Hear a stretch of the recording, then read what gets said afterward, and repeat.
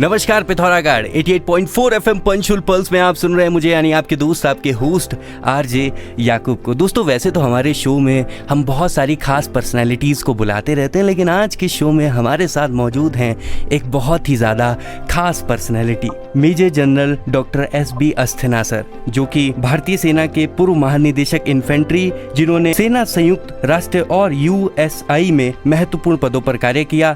3500 से ज़्यादा अंतर्राष्ट्रीय कार्यक्रमों में एक अनुभवी टीवी कमेंटेटर। सर आपका बहुत बहुत स्वागत है हमारे स्टूडियो में। धन्यवाद, खुशी है आपसे बात करके और आपके श्रोताओं से बात। जी सर, आज के टॉपिक के बारे में हमारे श्रोताओं को सर विस्तार से बताएं। देखिए, मैं बात करने वाला हूँ कुमाऊं हिल्स का जो सामरिक परिपक्ष है और जो सामरिक उनकी रेलेवेंस है जी, उससे इंडो तिब्बतियन रिलेशंस किस तरीके से पनपे, उसके बाद वही कुमाऊं हिल्स आज की तारीख में भारत और चीन के रिलेशंस में और भारत और नेपाल के रिलेशंस में क्या रोल अपनाते हैं, और उसी के साथ बात करूंगा मैं कि जियोपॉलिटिकल डायनामिक्स इन तीनों चीजों को लेके और इन तीन देशों के बीच में क्या है। तो इसमें मैं बात करना चाहूंगा पहले कि जो ज्योग्राफी जिस हिसाब से कुमाऊं हिल्स की है और इसका जो हिस्टोरिकल कॉन्टेक्स्ट है, यानी कि पहले जो हिस्ट्री में भारत और तिब्बत के बीच में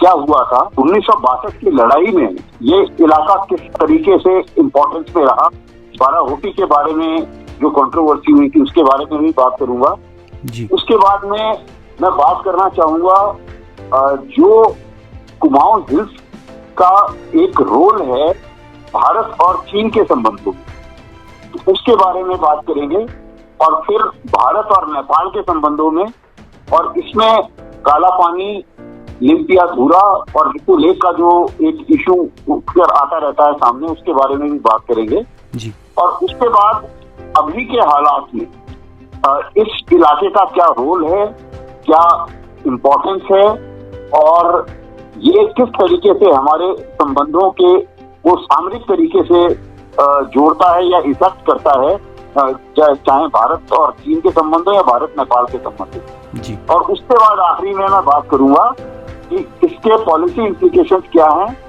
और हम गवर्नमेंट की तरफ को हम क्या रिकमेंडेशन हमारी तरफ से होनी चाहिए इस इलाके में। मेरा नाम अनूप शाह है, मैं नैनीताल में रहता हूँ और पद्मश्री अवार्डी हूँ। मैं माउंटेनियर हूँ, फोटोग्राफर हूँ और नेचुरलिस्ट हूँ, और मैंने पहाड़ की बहुत यात्राएं की हैं और मुझे 4-5 दफे चाइना जाने का मौका मिला। मैं 2 दफे कैलाश मानसरोवर की मैंने यात्रा की 1990 और 2002 में जी, और फिर मैंने 2008 के आसपास फिर मैं लहासा वगैरह मोनेस्ट्री बीजिंग होते हुए, सियान होते हुए फ्लाई किया था, और वहाँ से फिर ट्रेन में वापस आया था, और उसमें मैं पोटाला के मैंने बहुत अच्छे दर्शन किए। वहाँ की मेरे पास बहुत अच्छी फोटोग्राफी है और मैं फोटो जर्नी पूरी कराऊंगा आपको, कैसे हम लोग गए थे और कैसे पहले पैदल रास्ता हमारे वहाँ से था और फिर क्या क्या बदलाव हो गए, उसमें भी मैं थोड़ा सा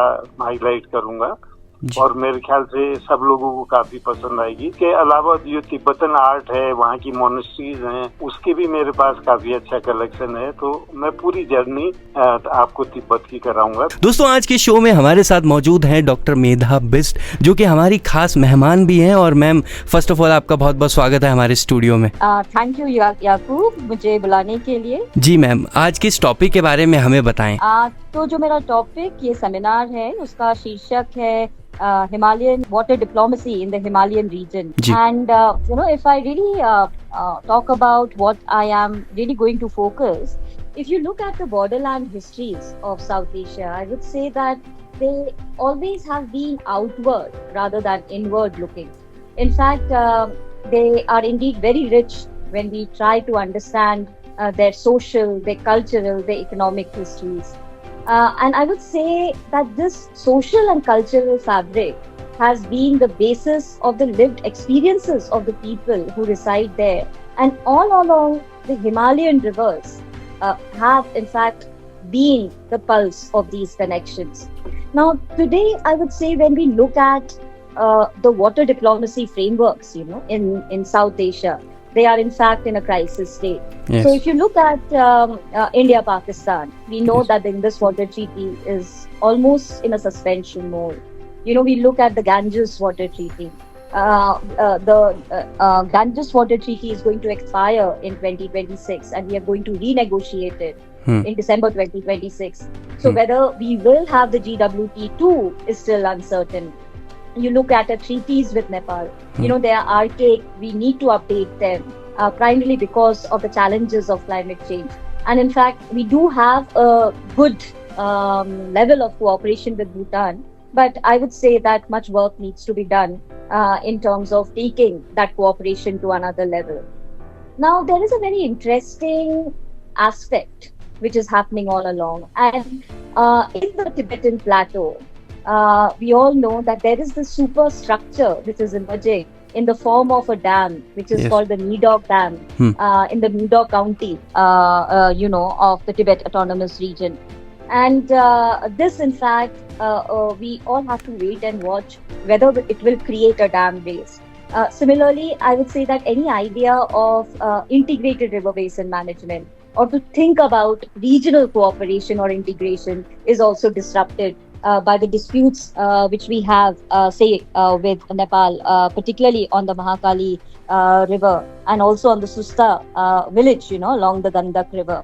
आप लोगों के बीच में सितंबर 3 तारीख को दी कुमाऊं रेजिमेंट के रानीखेत केंद्र द्वारा आयोजित interwoven roots shared Indo Tibetan heritage विषयक सेमिनार के तहत मैं historical and cultural links between Kumaon and Nepal way forwards के मैं अपने विचार प्रस्तुत करने हेतु आप लोगों के बीच में उपस्थित होने जा रहा हूं। मध्य हिमालय के हिमवत खंड एवं मानस खंड में अवस्थित कुमाऊं एवं नेपाल आदि काल से ही ऐतिहासिक एवं सांस्कृतिक संबंधों की डोर से बंधे हुए हैं। राष्ट्र राज्यों के उद्भव से पहले से दोनों भूखंड साझे गौरवशाली इतिहास, भाषा, साहित्य, संस्कृति, कला के आगोश में सिमटे चले आ रहे हैं। कतिवरी एवं चंद वंशों द्वारा शासित एवं सेवित इन धराओं का इतिहास नेपाल की गंडकी, कर्णाली एवं काली नदियों के तटों से लेकर रामगंगा, कौशिकी, अलकनंदा, भागीरथी नदियों के जलाधार तक अपने अतीत की गहराइयों को जोड़ता है। कतिवरी एवं चंद वंशों द्वारा शासित एवं सेवित इस धरा का इतिहास नेपाल की गंडकी, कर्णाली एवं काली नदियों के तटों से लेकर रामगंगा,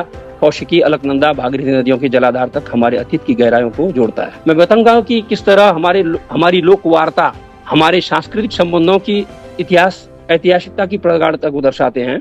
किस प्रकार हमारे लोक पर्व गौरा, जिसे आप लोग सातू आठू कहते हैं, हरेला, बग्वाल, चैताला, उत्तरायण, हमारे लोकगीत फाग, शगुन, चांचरी, धमारी, ढुसका, चैत, झोड़ा, डेवड़ा, न्याउली, जिसे हम लोग बैरा कहते हैं और ठाड़ी भाका के नाम से भी जाना जाता है। ये यहाँ कुमाऊं में एक फौजी का बेटा फौजियों के बीच में अपनी अभिव्यक्तियां देने जा रहा है। ये मेरे लिए एक सौभाग्य का विषय है। और सांस्कृतिक आदान प्रदान में तो मैं इससे पहले भी अल्मोड़ा और विभिन्न क्षेत्रों में, नेपाल के भी विभिन्न क्षेत्रों में हिम्मत खंड सम्मेलन में राष्ट्रपति से मैं अभिनंदित भी रह चुका हूँ, हमारे देश के राष्ट्रपति से। जी। ये बातें कुछ वहीं सभी मालूम हो जाएंगी। जी। तो इस वजह से मैं आप लोगों का आभार प्रकट करता हूँ। जी सर, बहुत बहुत धन्यवाद। तो दोस्तों, ये था आने वाले इंडो तिब्बतन सेमिनार इंटरवॉन रूट्स का एक छोटा सा ट्रेलर जो 3 सितंबर को रानीखेत में होने जा रहा है। 3 सितंबर को हम विस्तार से हमारे सभी पैनलिस्ट से बात करेंगे और आप तक पहुंचाएंगे वहां की सारी जानकारी। Stay tune for such regular updates on 88.4 FM Panchul pulse, hill से दिल तक।